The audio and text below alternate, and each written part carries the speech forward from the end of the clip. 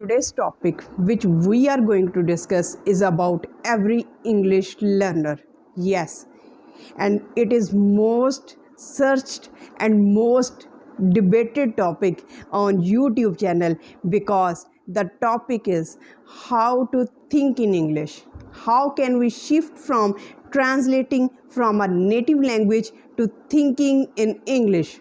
How do we learn to think in English? I will discuss from my own perspective. So, first of all, let's discuss why it is so important to think in English. The answer is that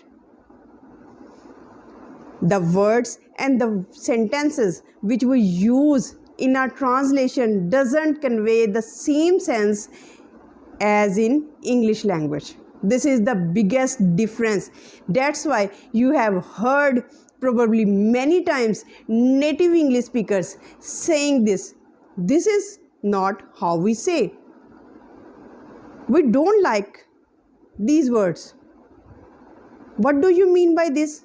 It doesn't make sense at all. These kinds of remarks are often heard by the native speakers because of this translation. Because of this translation from native language to English language. The second reason is that it is too much for your brain first to think in English, first to think in your native language and then to translate in English language. For example, if you are busy in a conversation or in a meeting or giving your presentation where you are supposed to come up with an immediate response or immediate answer. Now you are involved in your thinking and in your translating process, and the other person may not be so patient. It means that the person may not have that much time to allow you to figure out what you have to say. And this is also the reason why you are confused, why you become so nervous in your conversation, because you don't come up with the appropriate answer at the suitable time. That's why you become nervous, you become perturbed. Lack of vocabulary affects your communication skills. But dear audience, keep this thing in your mind that thinking in English doesn't happen overnight. Don't rush your progress, dear, please. Don't rush at all. Let's begin with the beginning. And I suggest you to begin with passive listening. And what is now passive listening? Let me explain now. For example, you are watching videos, a podcast, a newscast, or whatever you are watching. It should be in English, and you are just trying to understand but not putting sincere effort to understand it. You are just listening and you are just having your inputs, you are just receiving the information, you are just receiving the vocabulary, the sentence patterns, the sentence structures, and you are not active listener here. After long enough, when you are exposed to passive listening, now you transfer to active listening. And now what is active listening? Now you are just trying to work on understanding what is the meaning of those words, those situations, those sentences. After this process, after passive listening, after active listening, now you should shift from active and passive listening to describing your actions. Describing your actions. By this I mean that you have to describe your own actions. You have to talk about your actions aloud. For example, what you are doing now, what you have done recently, and what you will do in future.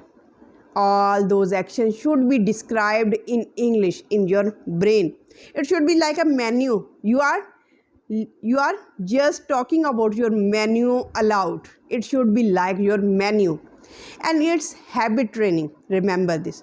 The more you do, the more effective will be your thinking process in English. And next point is speaking the mind. Yes, speaking the mind. And now what is the difference between describing your actions aloud and what is the difference between speaking your mind. Let me explain this. When you are talking about your actions, when you are describing your actions, you are just focusing on your actions. You are just focusing on the actions. And when you are speaking your mind, your brain, you are talking about what you feel, what you think about something or some person. For example, if you are watching a TV show, a TV serial, and now you have to comment on it, whether you like or not, or what are your remarks about that TV show. You should have to comment those remarks in English. What you feel, what you think about that TV serial, what you feel about that TV serial. These should be in English, and this is speaking your mind, and this is difference from describing your actions. Now the final stage appears where you have to control your thinking process. Yes, and you can say that, how ma'am, it is impossible to control your thinking process. For example, you are sitting and you are just thinking about something. Your brain is continuously thinking unless and until you are awake. Then how it is possible to control your thinking process? It's very hard, I admit that, but it's not impossible. I also confess this. You have to control your thinking process. Now how can we do that? We should have to control our thinking process in English consciously, with effort.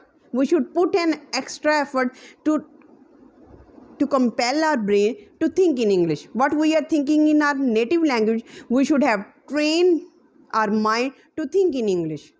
It will take time. It's not that easy, but it's not impossible at all. If you will succeed in it, the results will be tremendous. And of course, the last tip, the bonus tip is that if you are fond of reading, if you like reading, because reading is the most powerful tool to think in English. When you are reading, whether it is passively reading or whether it is active reading, whether you are consciously or whether you are figuring out the meaning of that reading, or whether you are just reading for pleasure, whether you are understanding or not, both kind of reading give you tremendous effect. Both kinds of reading help you a lot. And after all, keep going, and keep doing the practice, because after all, practice makes the man perfect.